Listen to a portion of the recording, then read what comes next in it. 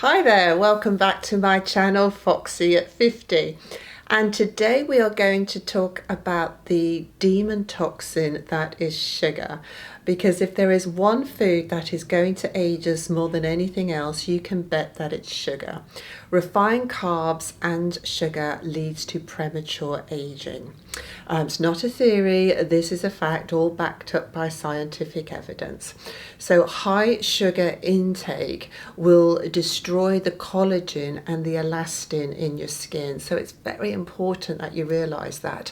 Now, it's the collagen and the elastin that gives us that lovely youthful plumped up look. I love that word, plumped up look. It makes you think of babies with their lovely little plumped up skin, but that's all the collagen and the elastin, and of course that breaks down as we age. But if we have high sugar consumption, then it's going to break down much quicker and lead to accelerated aging.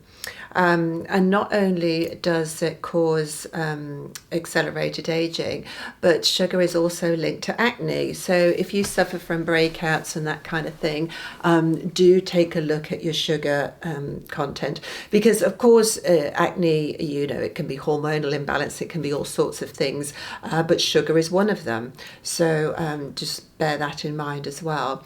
But if all that wasn't bad enough, sugar is actually much more dangerous than just that, because sugar is associated with obesity, diabetes, high blood pressure, inflammation, heart disease, and they all in turn can lead to cancer.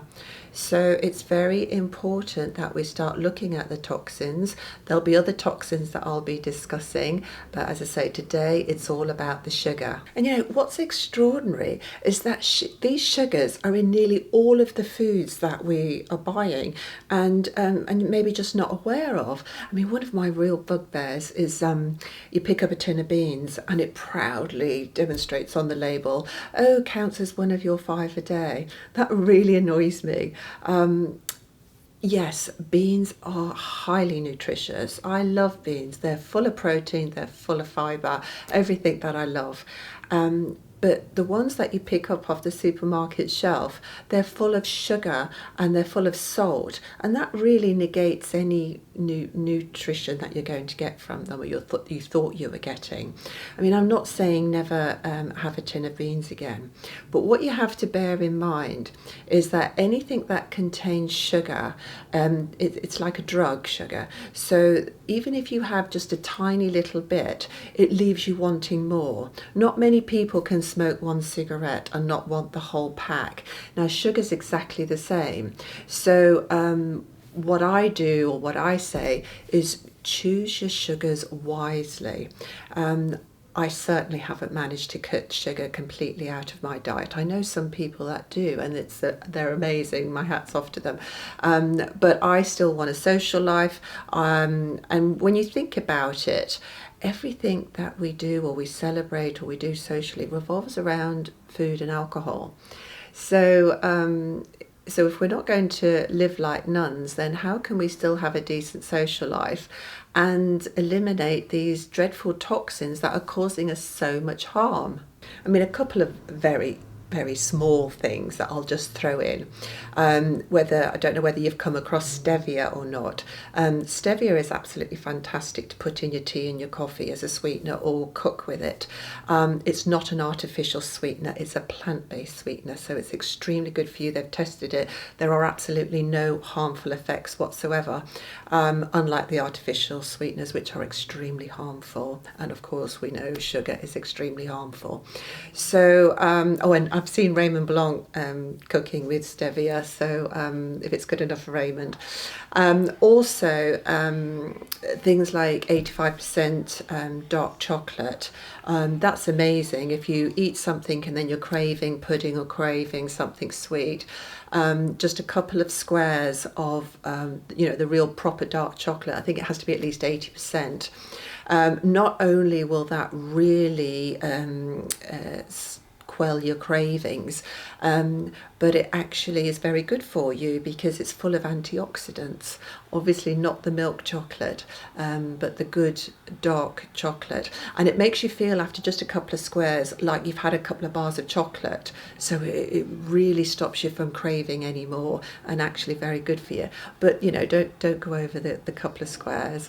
And actually I have one that, actually they're quite big squares that I have. So but anyway, those are just a couple of little things that I thought of. What I really want to talk about is what it is that I do, because I've spoken about having a social life as well. So when I go out for dinner, I like a glass of wine, or two or three. And well, I'm not saying how many, but anyway, whatever. But it's full of sugar. The cocktails maybe afterwards, full of sugar. But you know, we want to enjoy ourselves. So here's what I do. I go out, I have a good time, and the next day, I mean, that just shows you the harm it does, because the next day I'm craving everything sweet. Come Monday morning, I juice. I'm very strict. Every Monday morning, that's it, or fast. But it's usually on a Monday juicing. And it's all vegetable juice. I'll be doing a video of my juicing with you. And I have this little saying, if you can't do the time, then don't do the crime. And that really keeps me in good stead. That keeps my weight down. It's like I have a good time, I have my social life, I you know, go out with friends, see family, and do what everybody is doing, i.e. eating and drinking.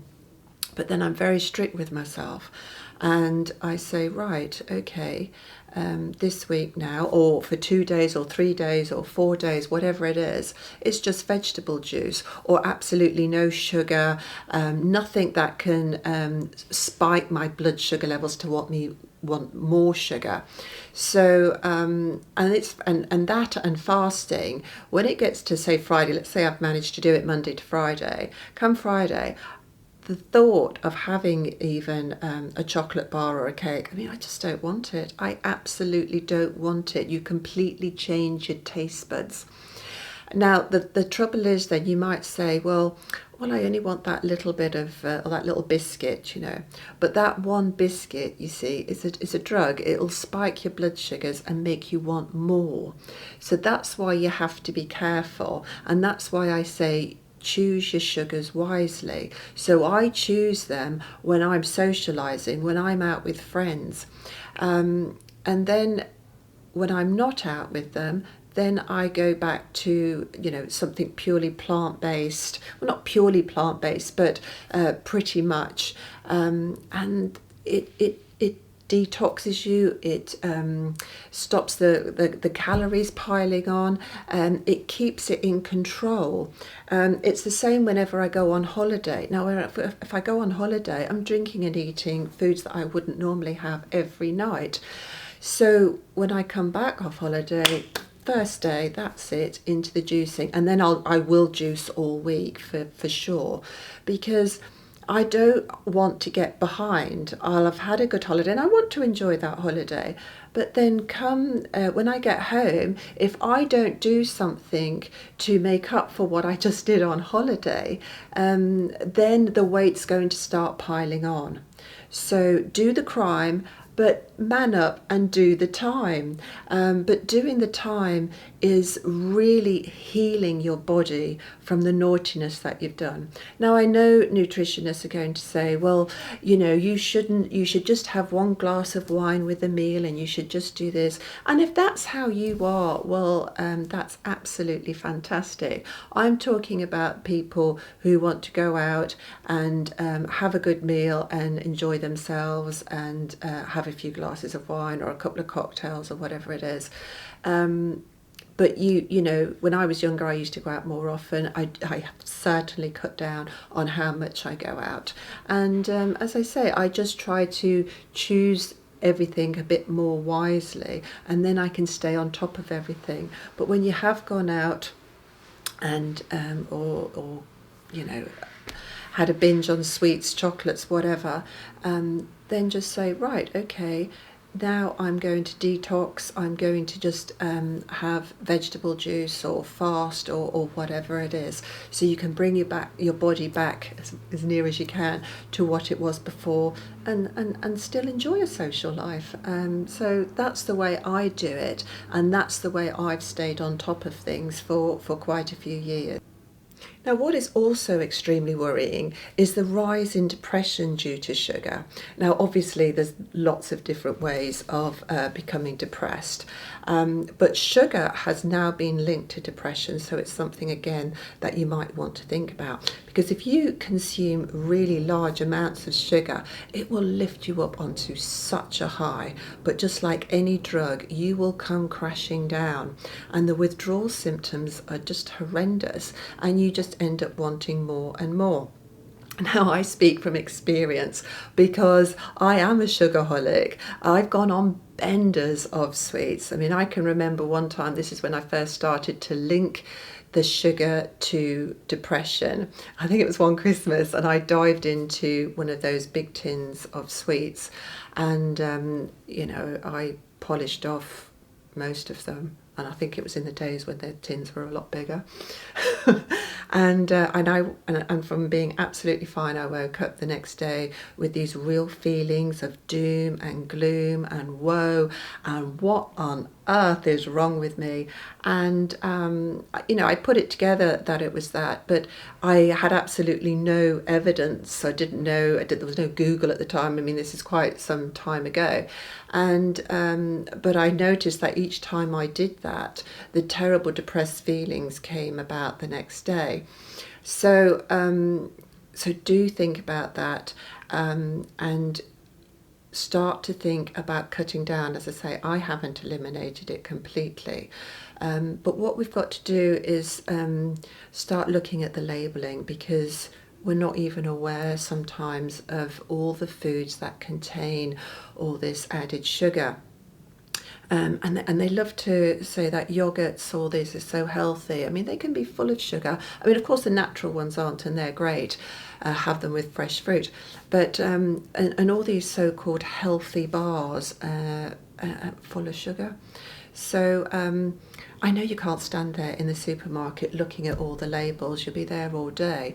So what I do is look online, just go to any of the big supermarkets online, and just maybe take 5 items a week, and you can really see the labels very, very easily, and just start looking at the sugar content, and then it will really open your eyes. And you won't have to do that all the time then, because you'll just know, and you can cut back on buying this, and I don't really need to buy that. I didn't realise there was so much sugar in that, and that will really, really help. And as I say, keep your sugars for the good times, for the socializing times, but whatever way you look at it, we've absolutely got to cut back, because it is simply so harmful. So that's about it for now. Thanks for tuning in to Foxy at 50.